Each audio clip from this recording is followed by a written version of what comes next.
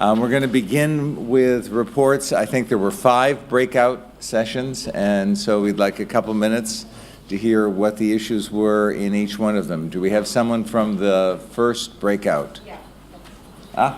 Oh, with do you want to come up here? Yeah, sorry. Do you want me to hold that? No, Are you all right? yeah, my handwriting is universally designed. It's inaccessible for everyone. So, yeah. So, good morning. My name is Amba. I represent group number 1. We had some reflections from everyone from different countries on the role of NHRIs and activism in general. A few reflections, which seem there were a lot of common links. One is that there was an issue that grassroots DPOs had to coordinate between levels, so sometimes they would escalate matters within NGO circles, and so there was a necessity towards capacity building for those working at the grassroots. From Indonesia, we heard that the NHRI was handling all human rights issues, and I think that's something we heard during the presentations as well. And NHRI's focus on abuse, and there are a lot of delays in accessing, in sort of responding to queries or complaints from the disability sector. And in fact, the NHRIs actually support the creation of a separate disability rights institution to take the load off.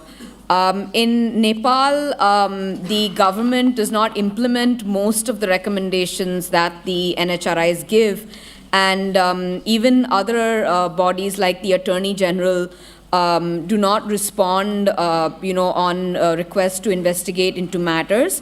There's also the issue that a lot of matters of abuse of persons with disabilities are normalized and go largely unnoticed. But one of the things that they did point out was that the focal point is very keenly interested in issues of persons with psychosocial disabilities because of the work of the DPOs there. In India, one of the observations was that the understanding of disability at the NHRIs is very medical model based. From other countries, in Kyrgyzstan, the ombudsman's role is mainly that of a post office, and the disability sector can only go to courts or NGOs to help them with legal support. From Kazakhstan, and this was another recurring theme, that the human rights mechanisms are not independent, neither is the judiciary. So, and many of the other states like China, like Vietnam, like Japan, shared that they don't have functioning national human rights institutions. So what does the disability sector do in those cases? There seems to be, there needs to be some discussion there. One of the interesting things which came out was the role of academia in involving themselves in law reform or training of other stakeholders like judges. And there was a slight risk of elitism, which has to be countered. From Norway, there was a very interesting comment that actually during the CRPD Committee General Comment number 1 proceedings, they were quite shocked that many NHRIs, including from Denmark and about 4 other countries, actually warned the CRPD Committee against taking it too far, taking Article 12 too far. So, and even the Norwegian NHRI did not take a stand on it. So the possible resolutions, I'm just concluding with this. One is looking at building capacity and the mandate of NHRIs and the Ombudsman and other bodies on the social model of disability, the CRPD, and helping them with resources, including access to academic resources and resources to investigate, etc. The other is working with academia to train and to break notions in law right from the beginning. For instance, all of us who are lawyers here know that one of the first things we're taught is incapacity and unsoundness of mind. So how do we work with academia to break those things right from the beginning? The other question is, when NHRIs are ineffective and non-existent, what role does the NGO play or the DPO, and whether they have the capacity to play that role. And also NHRIs are often, concentrated in the capital cities. And as our friend from Vietnam pointed out, sometimes those of us who are not in the capital find it difficult to access these resources. So how do we find ways around that? Thank you.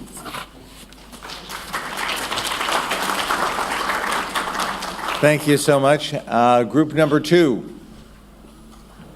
We have a spokesperson from group number 2. Anyone from group number 2? All right, we're going to go to group number 3, and we'll come back to group number 2. We'll give you a few moments to... here we go. Good morning, everyone. Will it be fine if I spoke from here? Will it be fine if I spoke from here? Okay. Yeah, yes. Okay, thank you so much. I'm Kaira from Zambia. As a group, we didn't, this is where you saw the commission, we didn't settle for a person to present, but I think in summary, what we had, the issues we had discussed reflecting on the days. Okay, thank you. We had like kind of a general discussion reflecting on the issues that were discussed in this forum during the day. One of the issues that came out was a presentation by Apollo from Uganda on accessibility and how the progress they've made this far to ensure that issues of disability are taken care of by the government and to have in place the national standards law to look at the physical infrastructure and how accessible they are to persons with disabilities. Of particular interest, again, was the presentation from Alberto about the lessons learned, especially in relation to legal reforms, that we just have to have patience. Sometimes it takes long, and we should not have a heart of giving up that easily. Of particular interest to me was the saying he referred to where he said, if you want to go fast, you can go alone, but of course, if you want to go very far, you go as a group. And we, in the group, I think we related it so much to the importance of networking and working as a group and the power of unity. And one thing of particular importance to me was the art exhibition about which we had earlier after our group, about the supported decision making and the way it was presented in art. I think that was also marvelous. Thank you.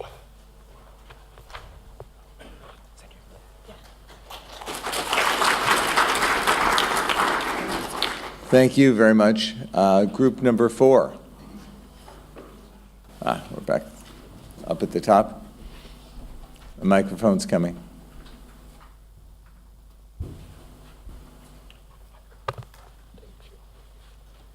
Hi, everybody. Good morning. My name is Zahid Abdullah from Pakistan.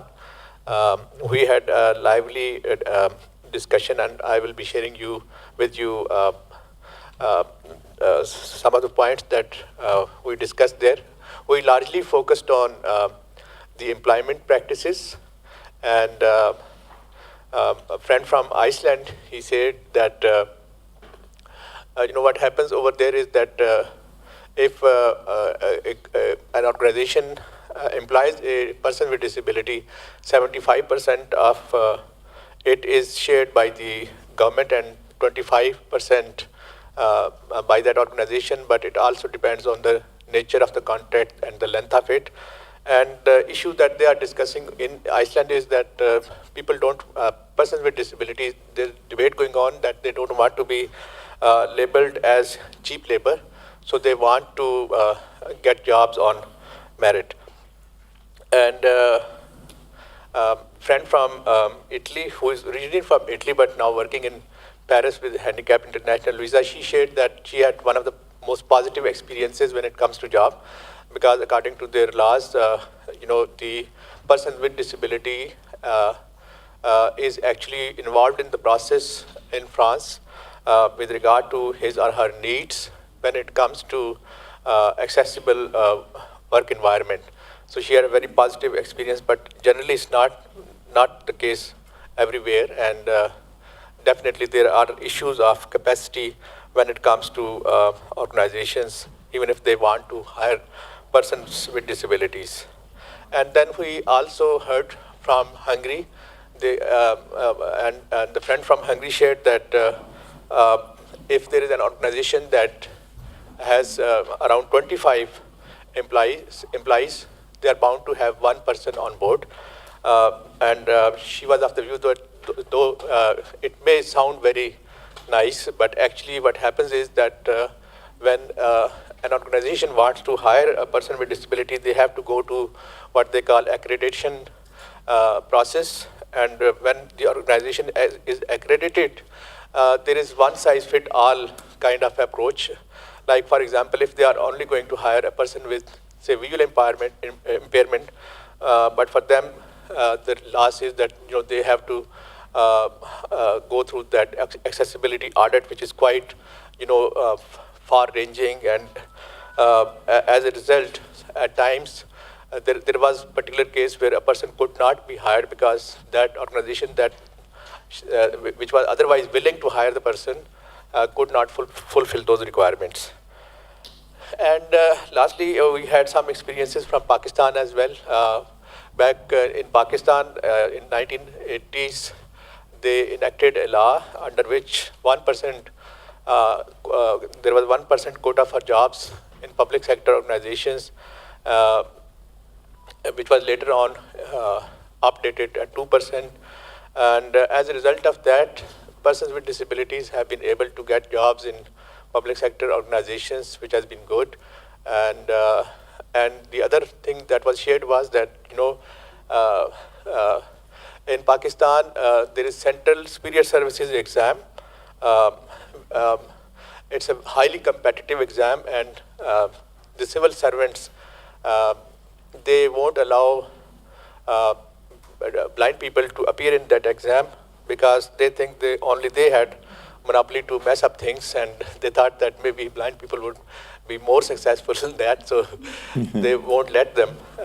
But in 2006, there was this law enacted, and under which there were 4 groups opened up to them, and so blind people were given the opportunity to appear in the exams. And in the very first year, one of the blind girls, she appeared in the exam, and it's a highly competitive, as I told you.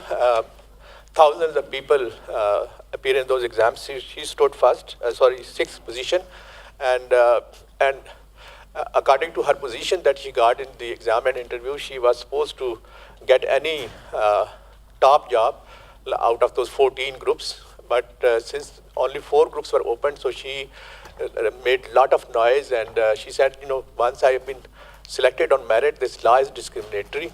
Why are you putting me in that lower group? So she wanted to join Foreign Office, and the Prime Minister intervened.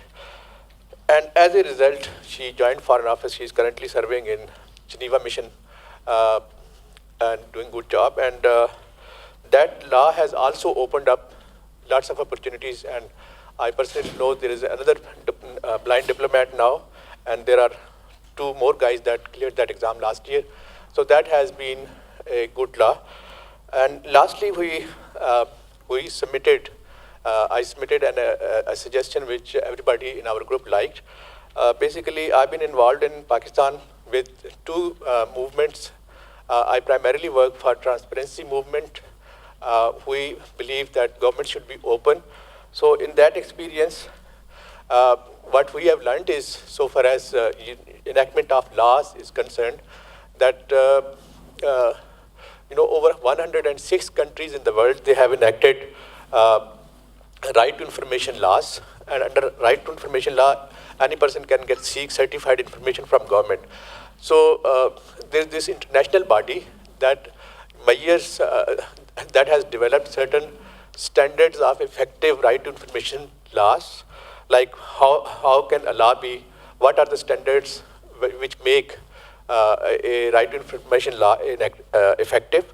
So that Center for Law and Democracy based in Canada, what they do is that they measure and rank international right to information laws according to those standards. So out of 150 points, some law gets 140 points and 30 points. So what we discussed was that disability movement at the international level, we should first of all develop certain standards under which disability law could be judged, measured, and ranked. So this was the discussion that we had in the group. Thank you very much.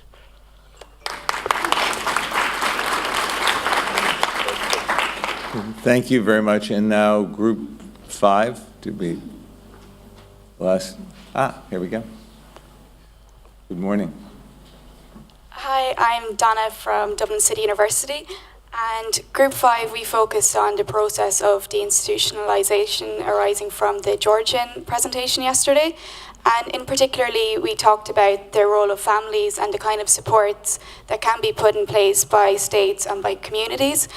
And one thing that arose was the difference between developed and developing countries, and particularly the differences in state resources and financial means to support families. And also we talked about the differences in societal and cultural norms, and particularly the role of stigma in deinstitutionalisation. And we had a couple of powerful examples. So in Malawi, for example, we had the murders of people with albinism, and we talked about how that in those circumstances it would be safer for them to remain in institutions for their own lives. And then finally we spoke about the importance of monitoring institutions and the roles of DPOs in this regards. So we talked about our colleague from Kosovo had a very powerful and very good report on his organisation and the work they have done in ensuring that human rights in these institutions were upheld. So thank you.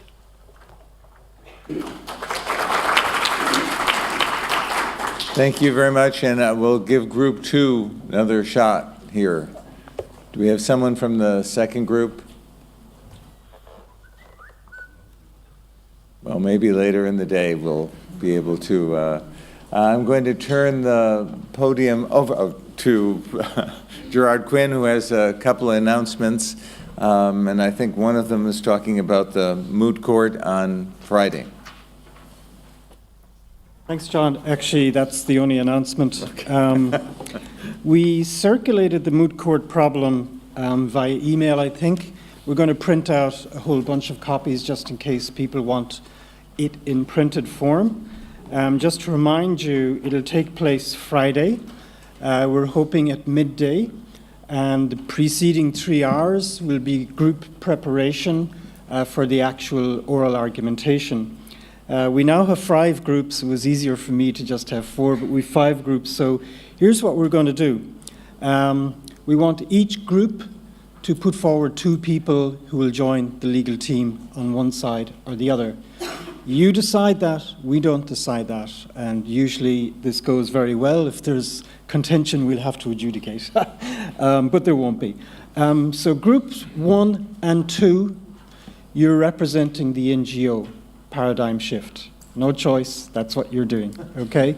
And I want group 1 to put forward 2 people and group 2 to put forward 2 people. So that's 4 people in all for a paradigm shift now, which is the NGO. Groups 3 and 4, you're the government. You're standing up for the government here. And by the way, we made it a little bit difficult for you because this is not an authoritarian country clamping down. This is a quote-unquote decent democratic country trying to regulate contaminating influences from the outside. So groups 3 and 4 each put forward 2 people who will argue for the government.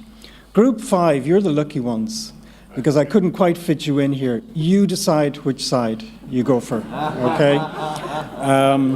So you can add your 2 to one or the other. You can play off against one another and so forth. So I'd like you this afternoon, when you do your breakout sessions, to begin discussing that, to begin thinking about who's actually going to go forward. And by the way, just because they are the advocates doesn't mean you don't have a say. Usually we have a little debate after the judges deliver their conclusions, and then we put it up to a vote in the class itself, so everybody gets to have a say.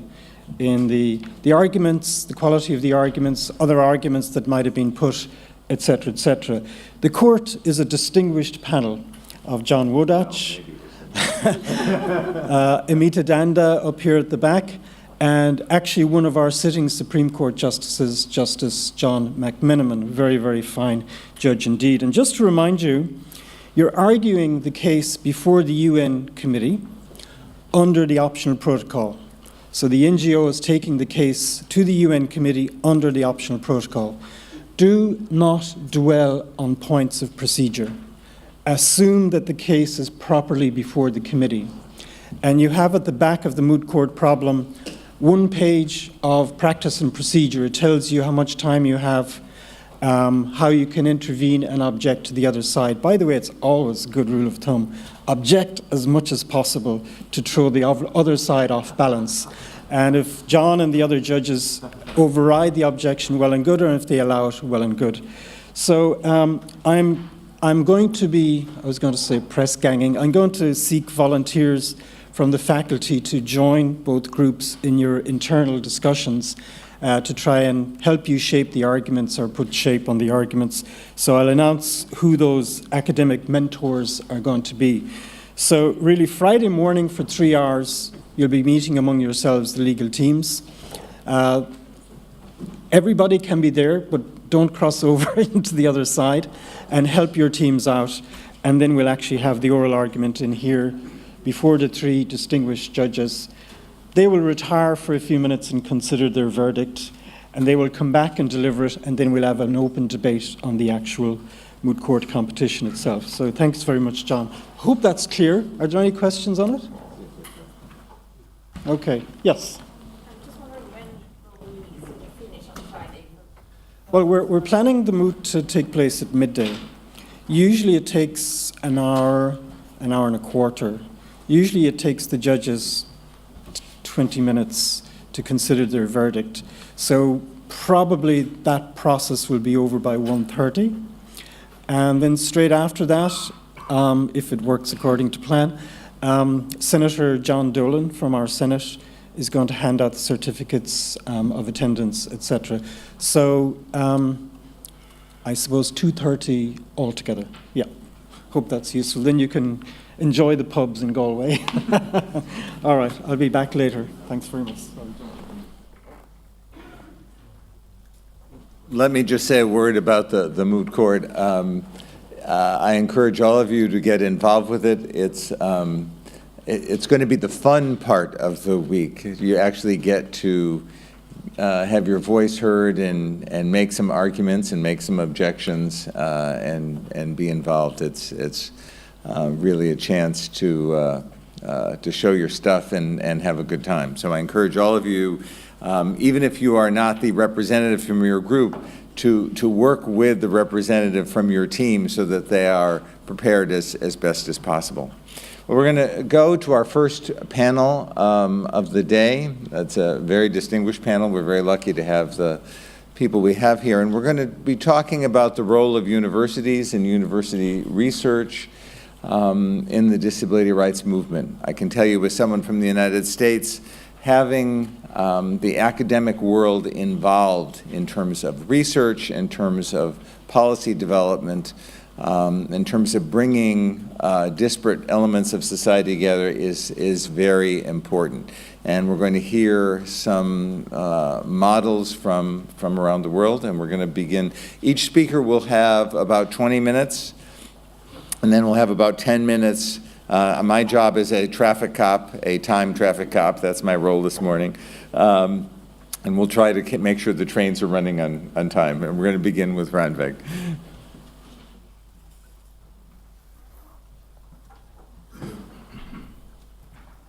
Thank you, John. Good morning, everyone. Now, how do I? Okay, great, thank you. So, what I'm going to share with you is some of my experiences of working as an academic with disability organizations in order to promote change. And I just want to start by telling you that I do have an activist background. Before I became an academic, I was an activist. I worked in institutions. Actually, I grew up with a disabled father. And then as a teenager, I got a job in institutions, in the largest institution in Iceland. And I was really appalled by the situation. So I tried to, along with other people, to struggle against, first of all, we tried to change the institution, make it better. But like everyone else, we learned you cannot make an institution, a good institution. So it was a very difficult struggle, and we were not very knowledgeable about what we did. We were not all that well organized, so I learned a lot of lessons from that first struggle. I learned that you need to be really good at organizing. You have to have allies, and you have to build coalitions. You have to have some kind of a plan. You have to have a vision, and you have to have an ideology. You have to have a sort of basic understanding on where you're going. You need knowledge and resources, and I found if people are going to listen, then you have to have some kind of credentials. It's not just to have a burning desire to change. You really need to have some kind of knowledge. And the reason I went on to higher education was that I felt like that a PhD degree would be like a hearing aid for people I wanted to listen to me. So that's why I went. I went for activist reasons to university, actually. So I went to the US, to a place called Syracuse, and there is a university there. And I studied disability studies and women's studies because I was also in the women's activist business. And I had very important mentors there, and I will just mention their names. Burton Blatt, Steve Taylor, Gunnar Dybwad, and Wolf Wolfensberger. They have sadly all passed away, some of them recently, but they were great mentors for me. And I learned that, different from Iceland at the time, in the 80s, there were academic people in the US that really were working for social change and social justice. And that was really, the Icelandic academia was very removed from any sort of social activism. And I found that there were important visionaries of change within the academia who were advocates and allies with the disabled people's movement, and very strongly connected to activism. And the research that I did within the Center on Human Policy at Syracuse University was very much focused on how change would come about. And I learned a great deal there. So back to Iceland. So what would I do with this? Entering a university that was actually in the face, had the image with disabled people that it was incredibly inaccessible and very hostile and not very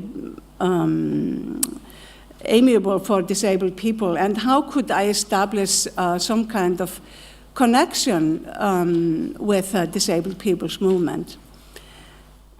And so in trying to do that, I really found there were few individuals, especially leaders in the umbrella organizations of disabled people in Iceland, who welcomed research and collaboration, and had actually, one of them had kind of been waiting for someone to come.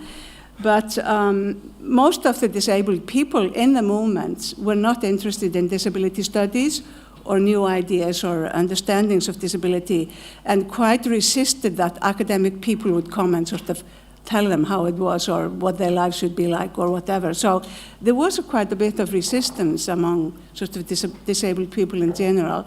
And it was difficult to attract disabled people to disability studies.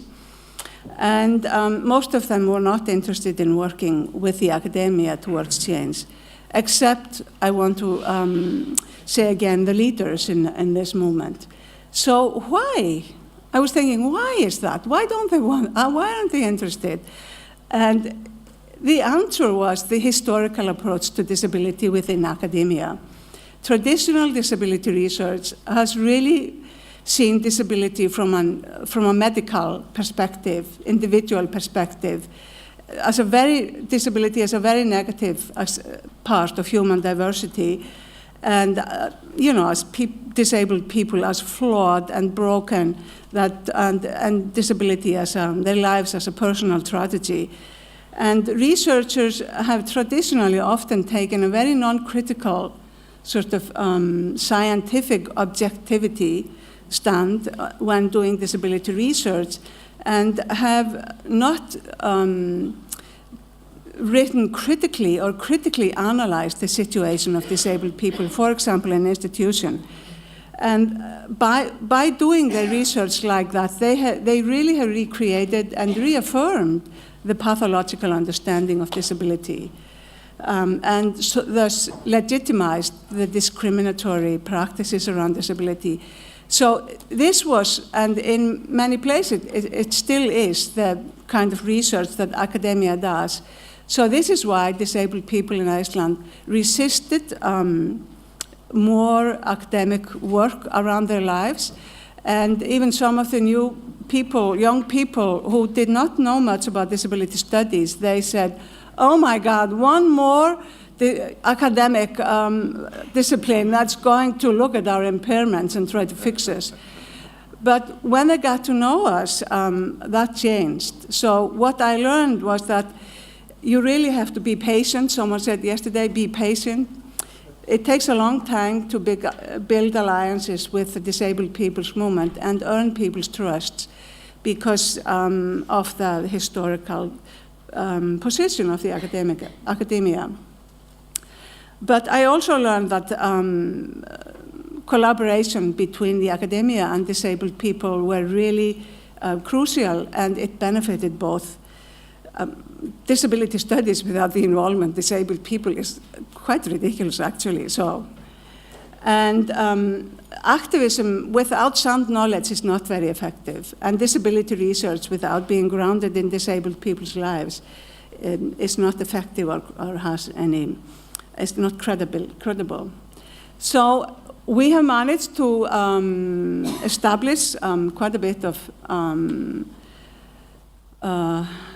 collaboration with disabled people's movement, and we have worked in partnership on many different areas. We have worked together on research projects of various kinds, and we have done conferences and workshops together. I think that would be sort of the main things that we have worked on together, coming together around that. And since the CRPD, we have worked together on implementing the CRPD and worked together on pushing our government and educating people about the CRPD. And as you know, Iceland is embarrassingly one of the very few countries in the world that has not ratified the CRPD. But it's not just self-evident that it's non-conflict to work together, academia and disabled people. And I'm going to mention some of the conflicting interests between academia and the demands within academia that we as academics face, and our responsibility to the disabled people's movement or disabled people we work with on research projects. Academia really expects that and really demands that researchers do very different kind of research than is of interest to most of the disabled people's movement. The disabled people's organizations, they want small-scale practical studies that support political activism, sort of mapping particular areas, giving statistics about how many this and how many that are sort of. So, but academia, the academic people, they want to and are expected to, and it's really demanded of us that we do large-scale, in-depth and theoretical studies, and studies that are done in an international context and collaboration. And small-scale mapping studies do not really count for much in the academic circles.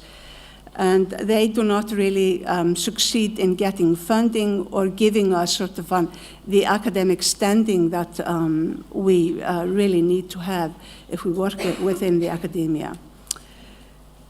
So there are different interests often at play there. But the ways we and many others have collaborated on research is we do a lot of participatory research, action research, inclusive research, partnership research, emancipatory research. It's called different names, but these are all research traditions that collaborate actively with disabled people. And the collaboration takes different ways of methods. We collaborate in preparing, planning, and carrying out the studies.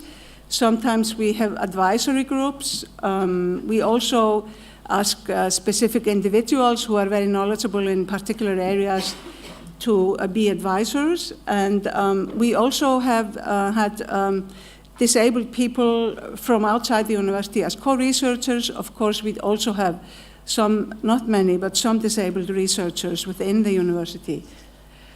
And sometimes also we send out and get feedback on the findings before we finish them. Joint writing and collaborative life history work is something that we have done quite a bit of. And that is, for example, a very good way of involving people with intellectual disabilities. It's this life history work. We've done a lot of projects around that. But I also want to say that there are new opportunities recently, in the recent years, for a different kind of collaboration, because increasingly funding bodies such as the European Union has prioritized research that has practical components, research that lead to change, and these are not just sort of academic acrobatics.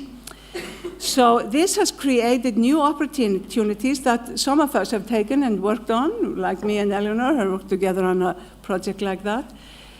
That really creates new opportunities for collaboration between disabled people and academic researchers on a large scale, in-depth international projects. And so these kind of dilemmas or conflicts I mentioned earlier are really, you can really bypass them now by taking part in these bigger studies. But I must tell you, the competition is really difficult, so it's not easy to get these grants. But you do not get them unless you have good collaboration with the disabled people's movement. I think that is the good part about it. Okay, so I also want to say that another issue that is new in recent years is that the CRPD includes demands about active and effective involvement of disabled people in everything that affects their lives, including research. So recently we have had more demands about, or more opportunities and more ways of collaborating that is supported internationally with money and with international law. So that's very good development, I must say. Okay, I'm just going to finish up by telling you about one of the projects that we have recently done at the Center for Disability Studies at the University of Iceland. And it is a project on violence against disabled women. We have done more projects on that in that area, but this is the project I'd like to tell you about. It's a good example of the kind of EU project that demands involvement of disabled people. It's a Daphne 3 project funded by the European Union, and it was on it's called Access to Specialized Victim Support Services for Women with Disabilities who have experienced violence. And it was a 2-year project between 2013 and 15. And I really apologize about the victim part. It was just the funders wanted that to be in the title, so sometimes you have to compromise. There were 4 European countries, Austria, Germany, Iceland, and the UK, both England and Scotland. And it was collaboration between academics, disabled women, organizations that provided support services for women who had been disabled women who had experienced violence. And we had some right protections officers also involved. The project partners were 5 academic institutions and 2 disability organizations. And we had an advisory board in each country that were with disabled women and women from these support organizations. These are the partners and the funders. I'm not going to count them, but it's just, I put their logos up there. And the methods we used was we did desk research. We looked at what are the policies and laws in each country and what are the international obligations, which treaties and international laws are these countries a part of that relate to women, disabled women, and women and violence. And so we did a particular report on that. And we did individual interviews with disabled women and women actually from these support organizations. We had focus groups of disabled women, and we did a survey among the support organizations. And the researchers were both disabled and non-disabled women. And the focus groups were only disabled researchers, disabled women who talked to other disabled women. And it was one of the most crucial parts of the study because disabled women, when there are no non-disabled people in the room, they speak very differently, much more freely. It's a much safer space to talk about difficult issues. And it was a crucial part that non-disabled people stayed away from the focus groups. It was really important. Yeah, and the outcomes, there are a lot of outcomes from this project. We did national and comparative legal and policy framework reports. We did reports on national good practice examples and recommendations about good practice, both in each country and a comparative report. We did reports from the interviews with the disabled women, and both national and comparative, and then we did the final short report. All of these reports are in English, but many of them are also in the country languages. And we did brochures, which we disseminated widely, especially for disabled women, with information, and we published them in many different forms for them to be accessible. It was in regular print, in easy-to-read language with pictograms or pictures. We did online voice for blind women or visually impaired women, and we did online sign language version. So, and we also developed, with very active involvement of the disabled women, principles, guiding principles and guidelines to identify what we call good practice examples for support services for women who had been violated. And we did information and recommendations to disability services, to disability organizations, and to policymakers. So there was a lot of really interesting outcomes, and yeah. I just have here, these are pictures of the final conference in January 2015. It shows disabled and non-disabled women together reporting and listening and looking at all the brochures that we published. And the impact and the success of the project, I must say, very much rested on the close collaboration with disabled women. It was crucial for the success. The outcomes and information, also available online in various forms, was really an important part. And the strong participation and active participation of disabled women ensured that the findings were useful, they were relevant, truthful, and reflected the lives and the realities of disabled women. And we had information and guidelines and recommendations that really addressed a wide range of stakeholders. And I just want to, here is, you can find all the information about the project on this, here on this web link. And it is hosted in Austria, but if you go to research, it's all kinds of information about the project. If you go to research findings, you will find separate information for each country that was involved, and then the comparative reports. And so you can find this information, it's in English, and some of it is also in the country languages. And I really do hope that you will find this helpful for you. It's a project that I am personally very proud of having been a part of. Okay, I don't know how to close this.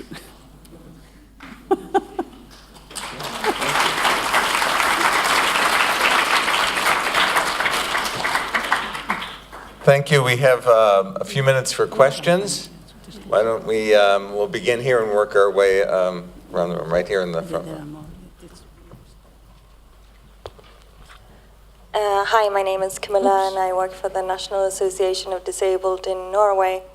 And I found it interesting what you said about disabled organization not wanting to work with you, because I actually just had a meeting with the research community in Norway about what sort of research would we want them to do.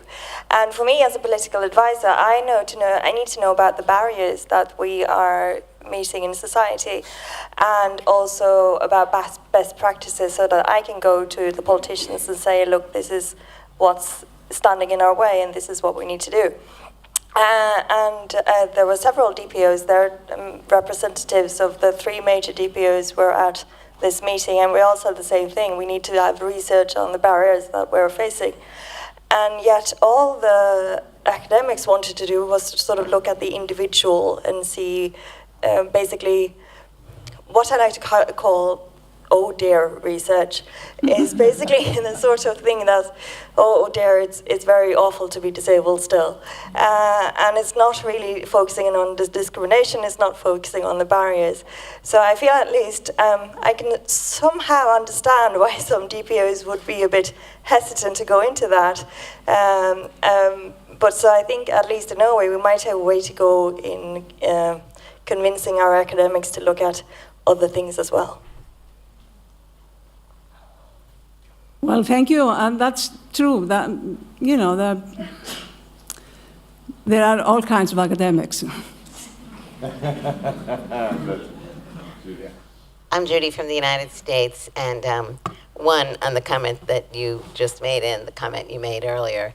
There's also an entity in the United States called the National Institute on Disability and Rehabilitation Research.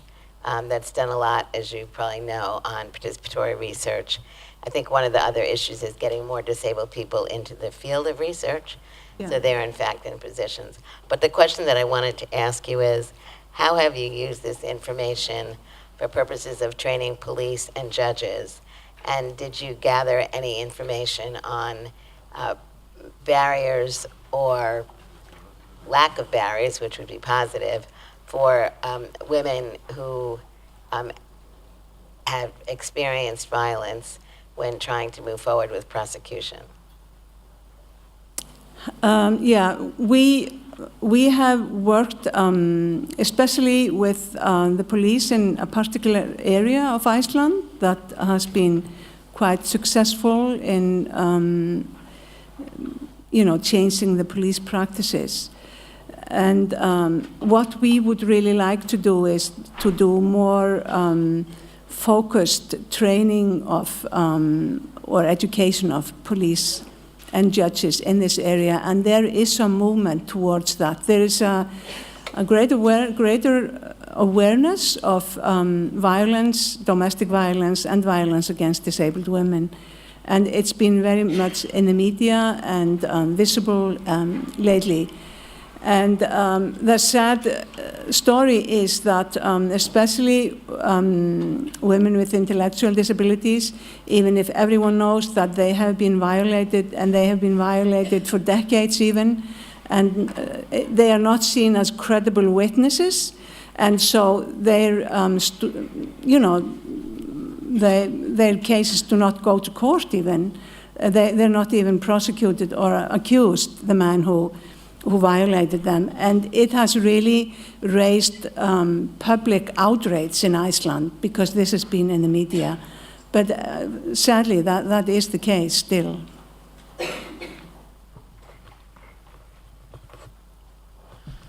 How well receptive has the legislature or the judiciary of Iceland has been to your report? Because from a country like India, most of these reports are viewed with, okay, but who's going to pay for all this and the reforms that you want? So how well receptive have your research been in policy-making tables, as you were saying? So have they been well received by, say, legislature? Okay, we'll bring changes in law if required. Is that the method you go about, or how is it done? Just clarify. Well, we have had really good collaboration, and our research has been well received by the disabled people's movement. But the same is not true of the government. They ask us to do some kind of a study, like the first study we did on violence against disabled women, and they just took the report and just put it on a shelf, and they have not used it at all.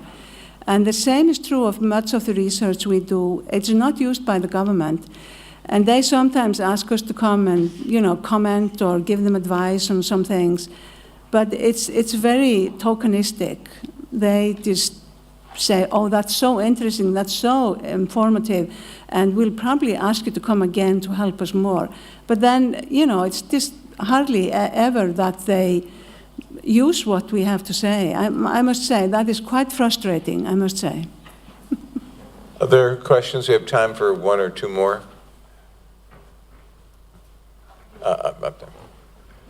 From our representative from Penn State. There are a lot of people from Penn State. Hey, good morning. Thank you for the presentation. Quick question. One of the issues that you're talking about is how do academics take the information, the research that they've done, and how do they get it in the system of people that need to use it? How do they use that information?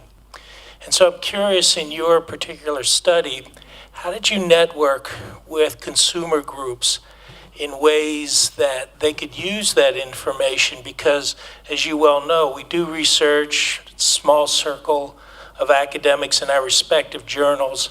Consumers do not read that. It's not in an accessible format in a way that can be understood and used for everyday practice. So I'd be curious, is there anything that you have done specifically that you found effective to make it in a way that people that need to hear the research can use the research? Okay, with this particular project, it was the outcomes, the findings were published in very accessible forms on the web to be accessible for disabled women in particular with various impairments. So it was on sign language and voice files and easy to read language with pictures and regular print that were disseminated. And Iceland is a small country, so it is not hard to get these materials out to the key disability organizations and key service providers. And we worked very closely with the largest organization that works with people who have been subject to violence. And so they actually, around the time we were doing the study, they hired someone, a specialized disability specialist, to work with disabled people within their organization. So that study was really particularly well organized in a way that could get information out to people. But what I've realized with other kind of research, even if we do research together with the disability organizations, and we do research that's very much focused on the service system and how that's doing, and sort of how they have progressed from one time to another. And people don't read those reports. They don't, even if they ask us to do it. So what we need to do for it to be effective, for example, to influence the services, we have to go and present to the service providers and workers and professionals. We have to sort of put the information forward in a way that is accessible and explains to particular groups what's going on in the area they're working in. And we do some of that. And we also go and explain the research sort of to disability organizations. But just doing a big study and just sending out a report, even if it's not a very scholarly but accessible report, people don't really read it. You really have to introduce it in a way that is more personable, in a forum where people come to really look at it. And then after that, I'm hoping they read the reports. Thank you very much. We're going to, let me just say as a matter of discussion, you have your groups at 4 o'clock. I know from traveling to a variety of countries around the world that the issue of violence against women with disabilities and domestic violence is an issue that is there and is often not discussed, and it might be a useful point for your 4 o'clock discussions today. We're going to shift the academic gears a little bit to a new movement that is occurring around the world, which is the development of disability legal clinics. And Eleanor, who is the deputy director here at the center, is going to lead us into that area. Thanks, John. Morning, everyone. So I'm going to talk to you a little bit about disability rights clinics and their potential for working with civil society and generating social change. So this morning I hope to explain a little bit about the philosophy of clinical legal education and how that connects with some of the underpinning principles in the disability rights movement.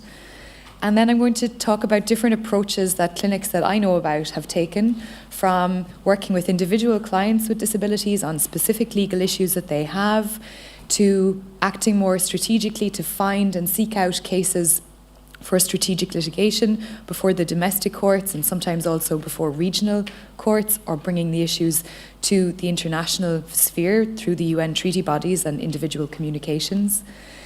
The role of amicus briefs, which is a great thing that I think student clinics can contribute to, whether those are supporting documents that are provided to cases being taken in the national, regional or international courts. And then the kind of project work leading on from what Ranvig described that we can do in terms of capacity building with civil society, links that we can develop with treaty bodies, and the advocacy we might do for law reform.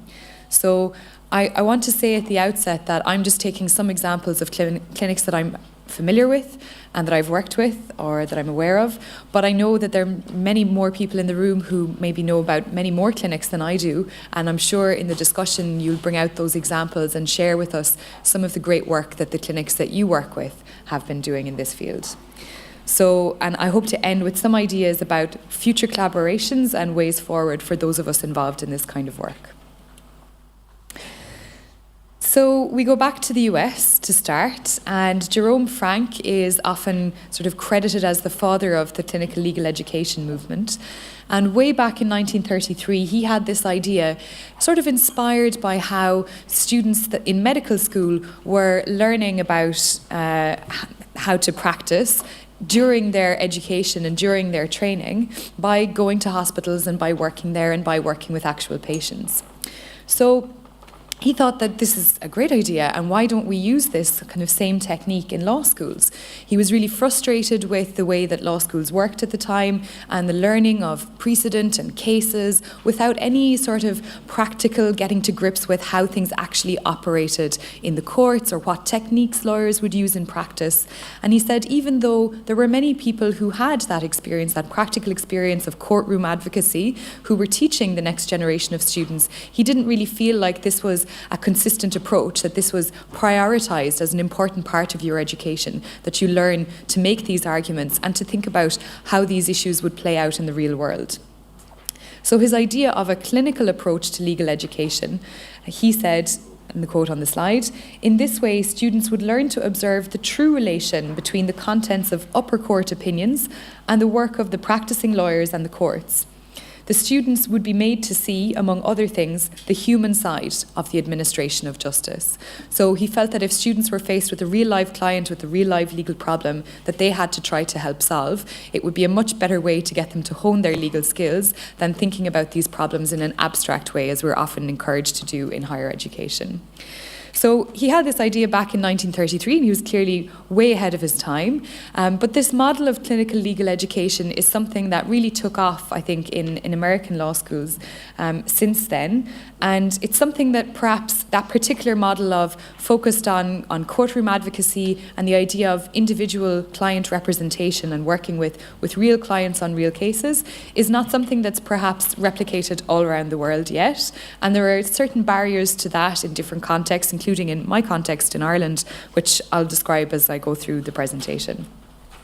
But first, I want to link this idea of real clients, real legal issues, back to the philosophy of the Convention, which is what we've been talking about all week.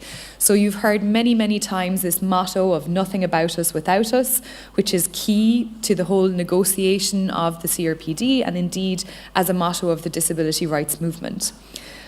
I think there are very many places within the text of the Convention itself where we can also see this emphasis on the need for people with disabilities to be actively participating in the development of laws and policies that affect their lives and that concern their rights. So, for example, in Article 4.3 on the general obligations, you can see this principle very clearly. But also we can look at Article 13 in the Convention, which is on access to justice. And in fact, this is the only convention, the only UN International Human Rights Convention that has a specific focus on a specific article on access to justice. And in that article, it talks about ensuring effective access to justice for persons with disabilities on an equal basis with others, in order to facilitate their effective role as direct and indirect participants, including as witnesses, in all legal proceedings, including at investigative and other preliminary stages. So, when we think about this concept of access to justice, I would encourage us to think about it in the broad sense. So not just to think about getting your case to court, but actually to think about what does justice require for persons with disabilities. And yes, of course, the courtroom is one place where justice can be demanded and sought and enforced, but it's not the only space. So we have to think more broadly. We have to think about public action. We have to think about protest. We have to think about legislative reform. We have to think about working with policymakers. Those are all arenas in which justice can be served or can be denied to persons with disabilities. And therefore, I think those are all spaces where disability rights clinics should look to expand their horizons and engage in those areas.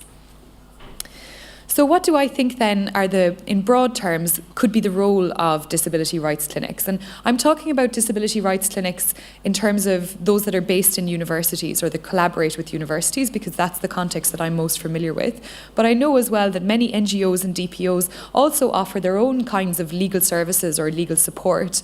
And that's also a very important way to have a clinical approach. But in thinking about it from a university perspective, I think we have to hope that we're training the next generation of students in the principles of disability rights, as well as giving them practical experience of these issues in a real-life context and how the law plays out in these situations.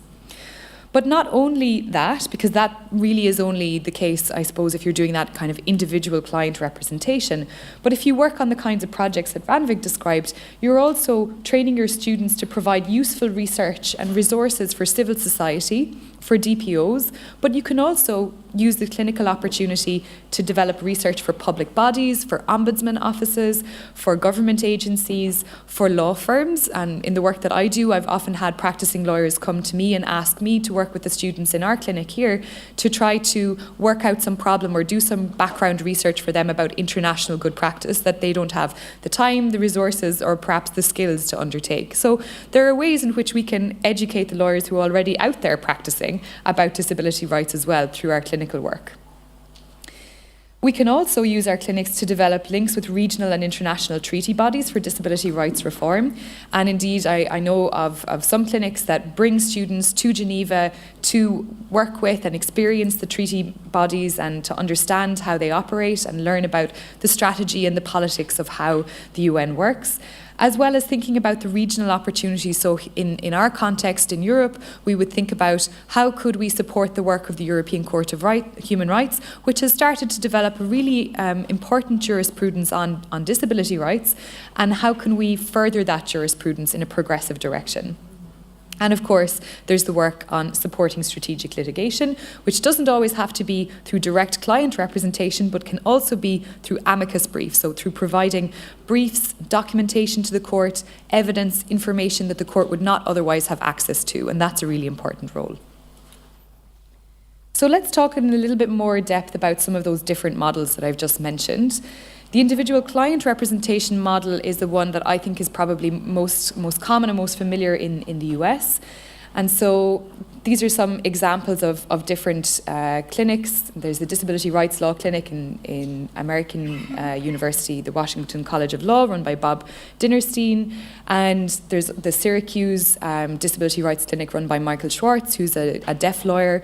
And these are very much individual client representation models where they work on issues that arise for people with disabilities when they encounter the law. And that could be through guardianship proceedings, and I know the American University Clinic does quite a lot of work on that.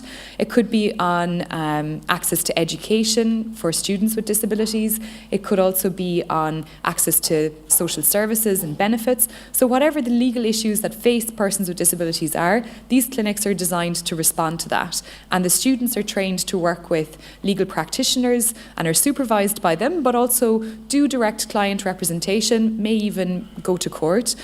And they can do this typically because of a system of student practice orders in the US, which licenses training attorneys in law school to practice in certain ways in the courts. And this is a barrier for many of us beyond the US context. So in my context, for example, this is not an option that we have. We do not have any way to allow law students to actually appear and have standing before courts. So in the work that I do with students in the clinic in Galway, that's not something we can do, but we can do a lot of preparatory work. We can help to link up the people who come to our clinic looking for advice and looking for information with practicing lawyers who might be able to take their case further. And so a few years ago, we had a query from a mother whose son, Luke, was about 11 at the time, and due to his mobility disability, he had an assistance dog. He had a stability dog. And there had been a discussion about, this was a process that was many years in the making, and there had been a discussion with his school about when the dog would arrive and how the dog could be accommodated in the classroom and how the other students might feel about that and how other parents might have to accommodate this request. And they thought that everything was going smoothly, but I think probably what happened was that the school thought this might never occur, so we'll deal with it when it happens. When he did eventually get his stability dog and arrived into the classroom, a few weeks later, the mother was called aside by the principal saying there's actually quite a lot of complaints from students and from parents about the dog being in the classroom. And, because Luke doesn't have a visual disability, he's not blind or visually impaired. And so people didn't really understand why he needed a dog. And so this began a sort of battle between the parents and the school about getting the recognition as a reasonable accommodation that Luke required in order to access education. And this was an issue that came to us in our clinic in Galway, and because we can't do individual client representation, we had to work more creatively in other ways. And the parents were talking about, let's go to the media, let's publicise this. We have to bring attention to the fact that this is happening. And we discussed their options and talked about different ways that they could pursue a legal case against this. And ultimately, one of our students on the master's programme, who was herself a practising solicitor, agreed to take this on and brought it to the Equality Tribunal, where they were eventually successful in finding that this was a form of discrimination in access to education. But at that time, by the time that decision had been reached, Luke had been out of school for a long time because of the dispute, and he'd actually moved on to secondary school, where there had been no problem in accommodating him and his assistance dog. So it's not always about the law being the sort of trigger to get the outcome that you want in the situation. And sometimes it's important to have these cases as a symbolic victory, but also to keep making the point. So even though this wasn't affecting Luke anymore, and he was in another school where he was being supported and accommodated, it was still important to take that case and set that precedent for other students so that they wouldn't have the same experiences. So that brings me on to the strategic litigation and the role of amicus briefs. And I think this is a really vital way that student-run clinics can contribute to access to justice for people with disabilities. The image I have on the left of the slide is of Ricardo Adair, who's a Mexican young man with Asperger's syndrome, who was, as I understand it, the first person to be released from guardianship, or to have a decision of the higher courts that having a guardian appointed to him was not necessary and in fact a violation of his human rights.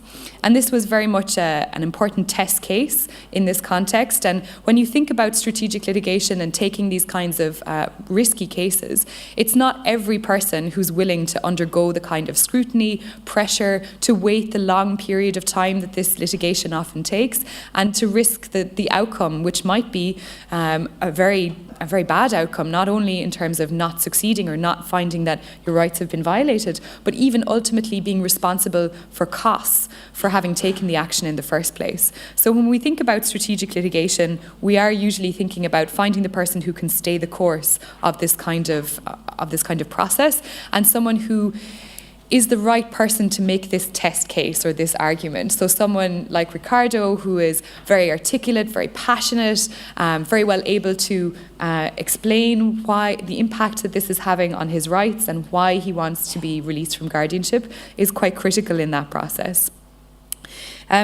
And there are other examples. So in Ricardo's case, there were a number of amicus briefs, and two of the amicus briefs that were produced were done by university projects. So one by La Salle University and one by the Harvard Disability Project. And those amicus briefs, I think, are very useful and instructive to the court as they think about how to take these kinds of cases or consider them in light of what we know internationally to be the appropriate human rights standard. But there are many other examples apart from this, and a clinic in Chile has taken other forms of strategic litigation, and two cases that I want to mention. One was a case to support deaf women who were suing TV companies for failing to provide accessibility measures and reasonable accommodation in their programming. And this case was actually unsuccessful in the courts, but because of the media attention that it generated, the TV stations voluntarily, after the ruling, decided to change their approach and to introduce some accessibility measures. So even when you don't get the outcome you want in the courts, sometimes it's a useful process to get the outcome that you want through other means.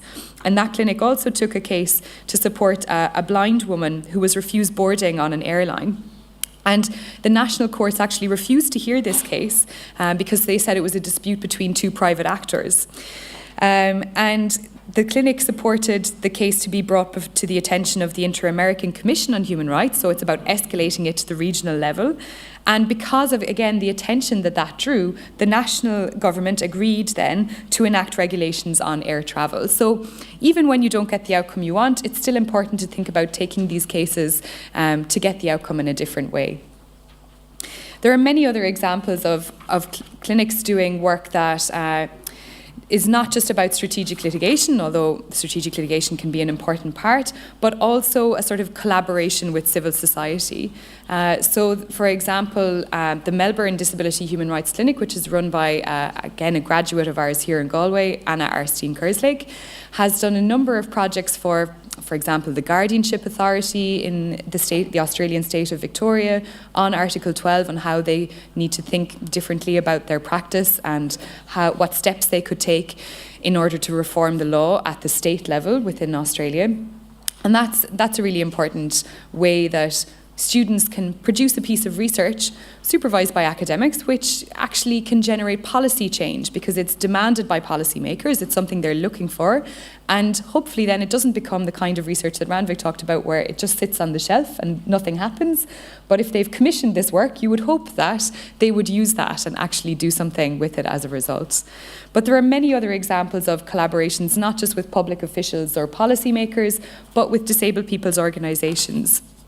And the Pais Clinic in Colombia, for example, which Andrea is here and can tell you more about, has done a number of really important things in that respect with street law events, so working with DPOs and working with other universities outside the capital to train researchers and to train disabled people on rights, and to do that in community in different ways through holding these kinds of events in accessible parks and public spaces.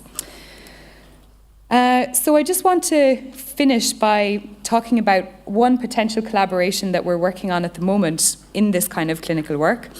And this is something that Randvik and I and others are involved in, along with colleagues in Melbourne, Bulgaria, Leeds, Amita in Hyderabad, and Teresia Degener from the University of Bochum. There is right now a call under the European funding system, under the Horizon 2020 programme, for what they call science shops. And I would never have expected that this was something that could apply to disability rights clinics. I had no idea what a science shop was. But basically, it's about putting research information at the disposal of the community. So designing a system where individuals, community organisations can come to universities and tell them what research they need or what projects they would like to work together on, and design something collaboratively that is of benefit both to the university, to the students and the researchers, and to the community. So this is something that we're really excited about as a collaboration, and we're working to submit a proposal by the end of August, and if we are successful, it will be a 5-year project, and I think it's got a lot of potential. So watch this space. There's plenty of work that we can do on that. So just in closing, I'd just like to say a few things about the potential ways forward. So there are many barriers for us in working in this clinical space. There are barriers that universities put in our way in terms of bureaucracy, insurance, administrative barriers, but there's a lot of potential. Through this clinical work, we can do the kind of small-scale research projects which are really valuable to disabled people's organisations. And maybe through using the students to work on that, it's a way to get something of benefit to them as well as of benefit to the community. It's about training the next generation of activists and of allies for the disability rights movement. And I think through this work, we have kind of really demonstrable impact on securing access to justice for people with disabilities and securing human rights. So I'll leave it there. Thank you.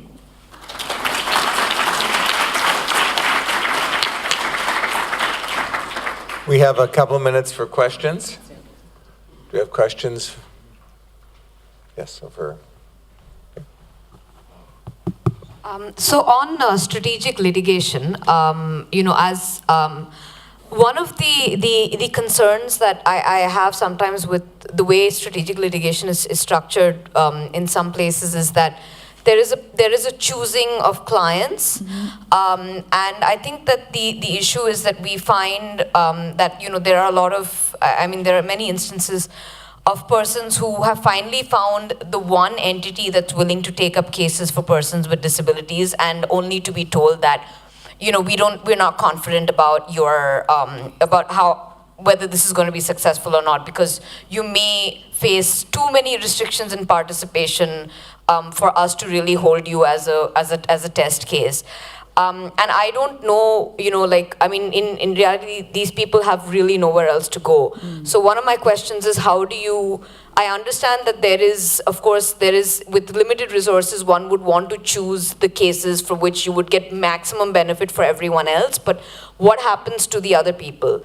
The second concern I have is, with regard to what the client wants. Like, for example, if you're going forward with a case of strategic litigation and at some point of time, the client wants to take the case back or for whatever reason, and that's the client's discretion, and as lawyers, we're supposed to respect that. But that takes away from the strategy because perhaps an out-of-court settlement doesn't, or like them folding or whatever is not very beneficial to the outcome. So how do we balance those ethical issues is my question.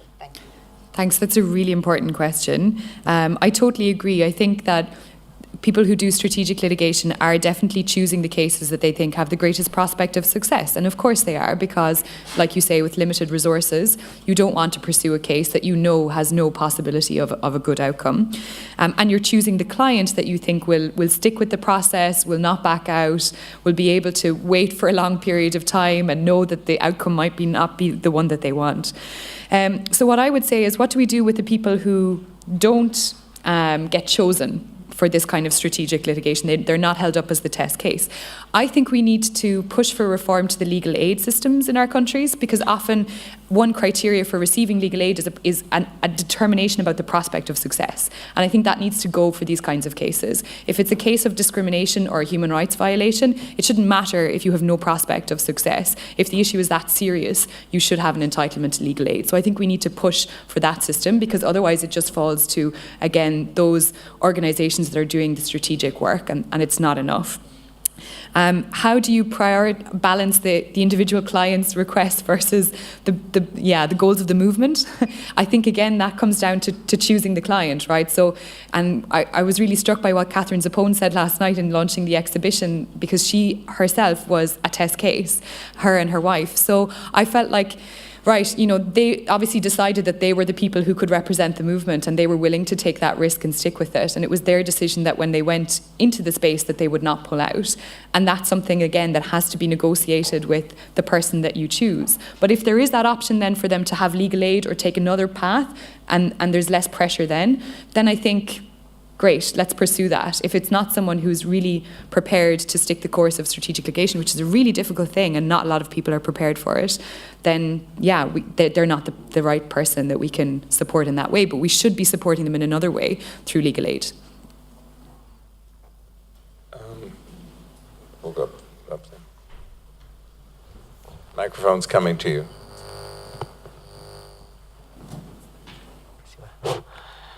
Good morning, Farhad from Kazakhstan. Thanks so much for such an informative presentation. Thanks to the general support of the Soros Foundation in Kazakhstan, we could establish a disability support center for students in one of the national universities. And we are gathering some stories and some experiences on how other centers work. So just my question is, do you have any good example or a good success story of how these clinics helped resolve an issue of a student with a disability who wanted to get a better access to higher education? Thanks so much. Yeah, there's some clinics that work specifically on education, and I can give you some contact details after. But I would just say that that's also something that I've dealt with in our university, because our clinic is open to students of the university as well as the broader community, and we have had students with disabilities come to the clinic because they're unhappy with the supports that they have been offered or something that has happened in the university context.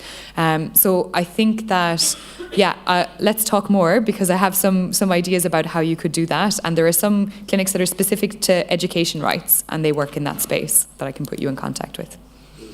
There was a question of, go ahead. Thanks. Hi, Andrea Shimonic, Open Society Foundations. I wanted to ask a follow-up question on litigation. In couple of case victories, the decision requires resources to be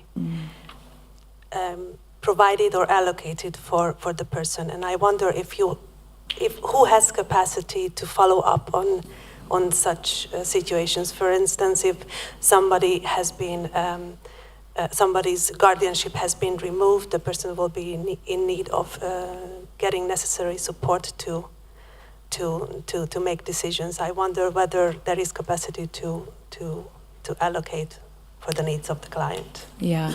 So it really depends on the legal system, and in our context there's often a reluctance by the courts to make decisions that require resources to be spent, because they would see that as not the preserve of the unelected judiciary, but rather the responsibility of the elected representatives in government to decide about resources. But obviously there can be decisions about compensation, and for many of the, for example, successful cases before the European Court of Human Rights, including those on guardianship, the court has deemed that compensation be awarded. And there are different processes then for following up on that if that has not been done. And I know, for example, Rusty Stanev, who was successful in his victory, has never received the compensation, the court said. So there are different ways to follow that up, both with the European Court and through the national courts.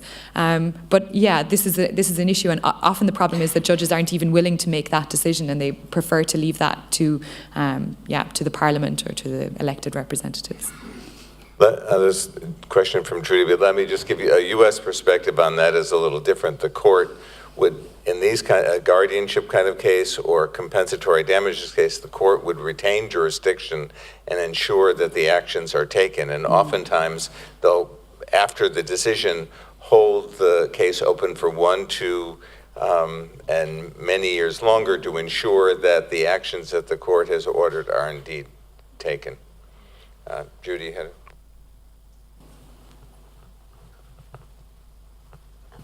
Thank you very much for your presentation. And mine is just a quick comment, a little following up on what John was saying. I think looking at ways that we can be sharing more information, also about some of the work going on in the U.S. and the role the government in the U.S. is playing in funding things like technical assistance and protection and advocacy programs that basically are law programs in every state in the United States, and groups like the Disability Rights Education and Defense Fund, which is, I think, an excellent model that's been very effective in the U.S., bringing other law firms to come and support cases, et cetera. I think looking at a way that we can have some more in-depth discussions, and also how the U.S. can be more involved in some of the ongoing projects that you're looking at developing, I think would be beneficial for us and the broader work being done. Great, thanks. We have time for one more question if there, yes. Thank you very much.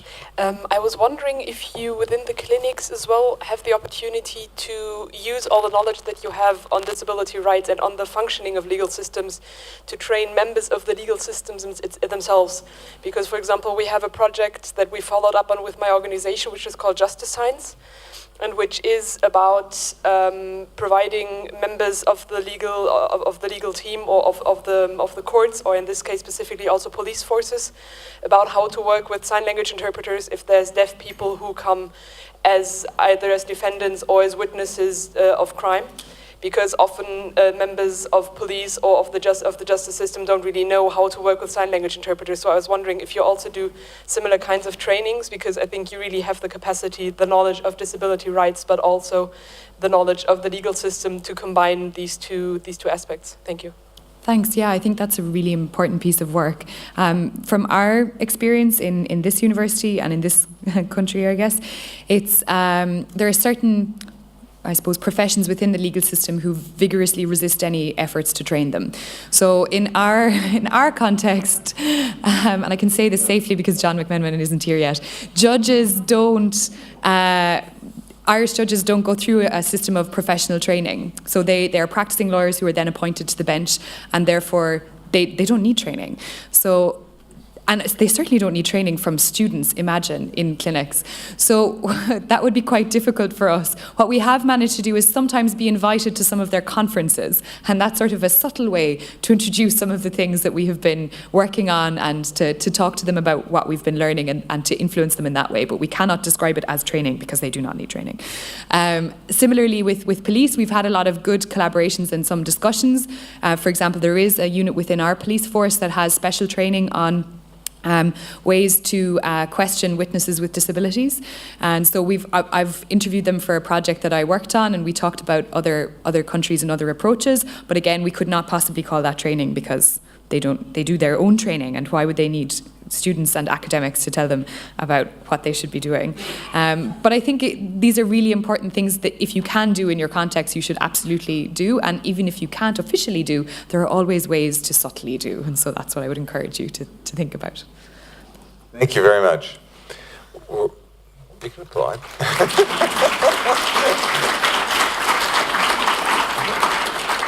We're going to shift gears a little bit now. We've been talking about legal clinics associated with universities or the academic world. Now we're going to talk about the possibility of disability rights groups themselves having legal clinics. And we have an example from Georgia, the Coalition for Independent Living, and Tamuna and Georgi are going to talk about the 2 legal clinics that they have, one in Tbilisi and one in Kutaisi in West Georgia. Thank you, John. Georgi will be making a brief introduction to the reasons and the background why we decided to set up the legal clinics in Georgia, and I will be talking more in detail about the operational side of the legal clinics. So greetings everyone again.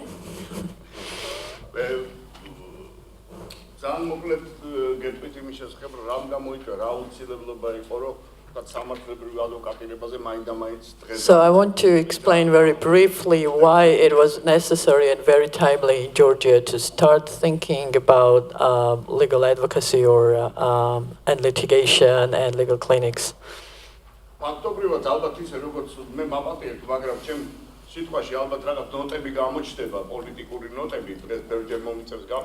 So I apologize in advance. My words may be a little bit, my speech may have a slightly political nature and a political touch to it, and I apologize in advance for that. We're going to talk a lot today.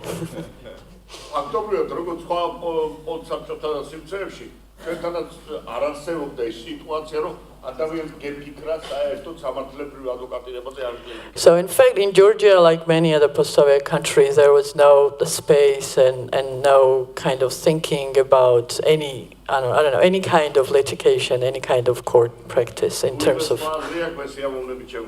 Of course, we are open to discussions and discussing if other countries, other post-Soviet countries had this kind of, had the trust in courts at that time. 2004 წლამდე საქართველოს სანამ მოიპოვა თავისუფლები და მოპოვების შემდეგ ფაქტობრივად მთელი სასამართლო სისტემა იყო კორუმპირებული. Ever since Georgia became independent, the court system in Georgia for a very long time was very corrupt, and the people didn't really trust in the courts, didn't really even think about taking their cases to the courts.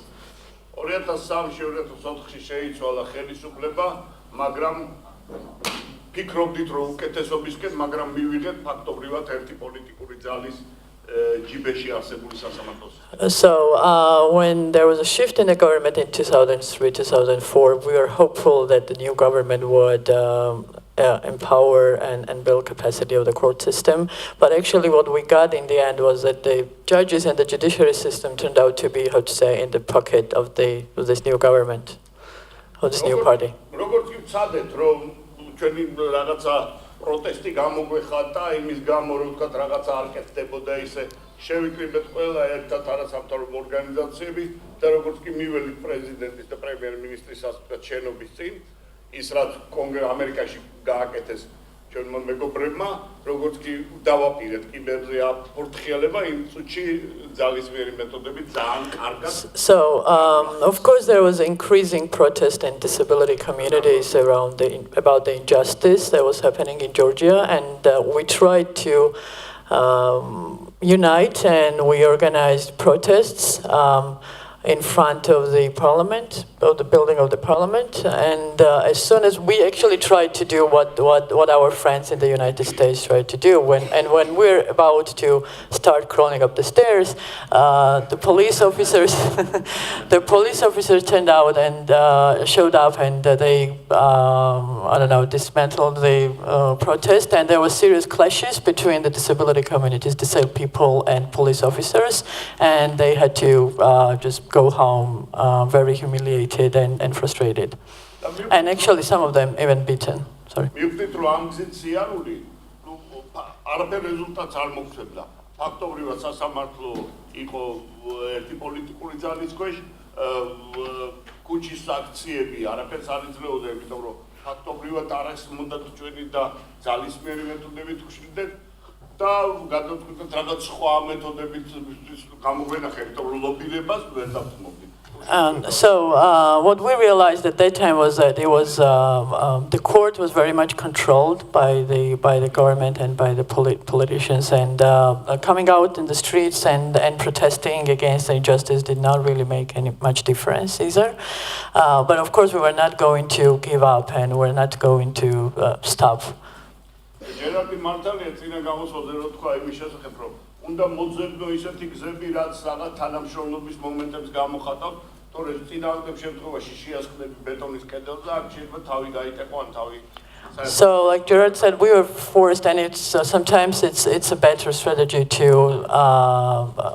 be patient and try to find the ways around how to get around the system in a country and still try to do your own thing and try to do something at least. ამიტომ ხშირად ვეღებდით ესეთ სიტუაციას, რომ პოლიტიკოსებს ვეუბნებოდით ამ წერილს, გახსოვთ, თქვენ რომ ამ მიმართულებით ესა თქვით, რა კარგი იდეა იყო თქვენი, რომ აი ესეთი იქნება ამ კანონში So what we tried to do then was that we would try to sell our sell our opinions and our ideas to the members of the government as if it were their ideas and their suggestions, and they were happy about that. Oh yeah, that's a good thing, I said there.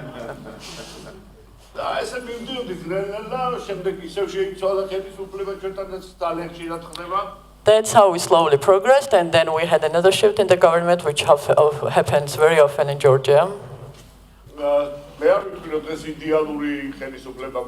And of course, we're not going to say that we have a very ideal government today in Georgia. We don't think there's any ideal government anywhere.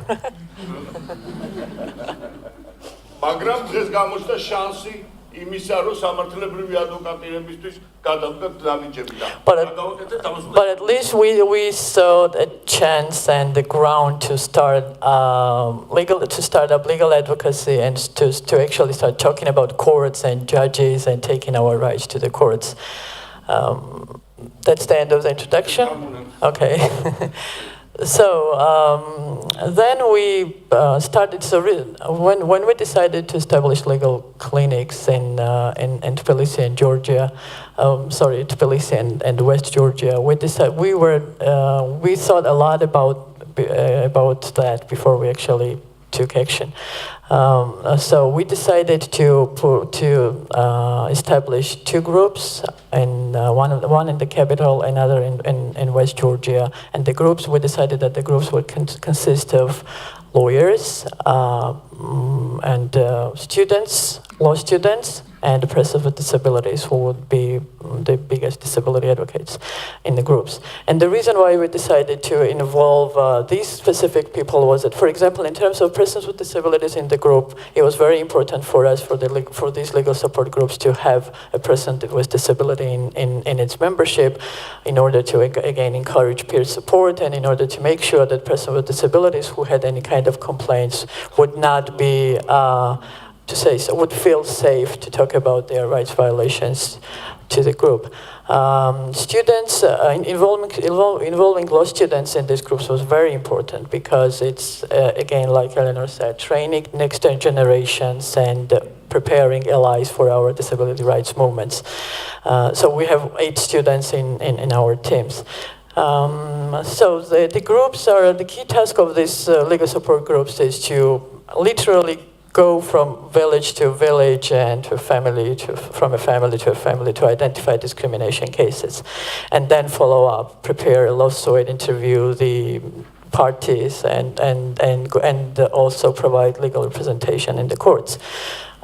It is very, first of all, we were very afraid that we would not have any cases or any complaints because persons with disabilities in Georgia, not only that they don't know about disability, their rights, they often don't understand what is discrimination. They don't understand when they are discriminated. If they understand, they're still unwilling to take their cases to the courts because they don't trust the lawyers, they don't trust the judges, or there is a stigma and stereotype in the society that if you go to a court, you're a, I don't know, whistleblower or you're not really friendly.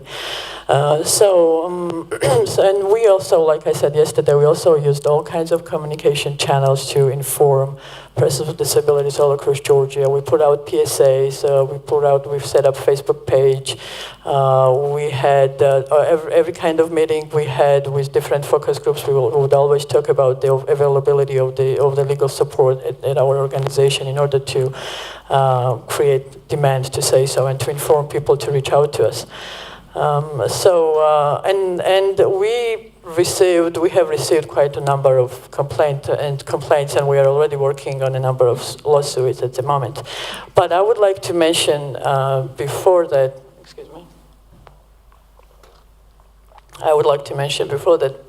the trainings we did for the legal support groups, and we were lucky to have John and Gerard and Bruce to train all of these lawyers and students and disability advocates on CRPD and litigation and disability case law and all kinds of other disability rights mechanisms and monitoring instruments for 15 days. And in the end, we received, we have 2 legal support teams in Tbilisi and in West Georgia who are very strong now in interpreting the CRPD and in using the CRPD to enforce disability rights, thanks to this very intense training. We also decided to supplement the training with site visits for these group members in institutions of persons with disabilities, in special schools, and in any other, in a workshop where persons with disabilities work. So in this way, we wanted them to see the real lives of persons with disabilities, not only to talk to them about some theories, but also to give them the opportunity to talk to these people and to see their realities and hear their stories. So as for the cases, I wanted to say a few words about our ongoing court cases. Yesterday I was talking about one accessibility case against one of the local municipalities in West Georgia, and as the court ruled, the local municipality had to revise their decision and had to involve persons with disabilities in their thinking and in their efforts to provide accessibility for them. But what was most important is that the judge stressed and ruled that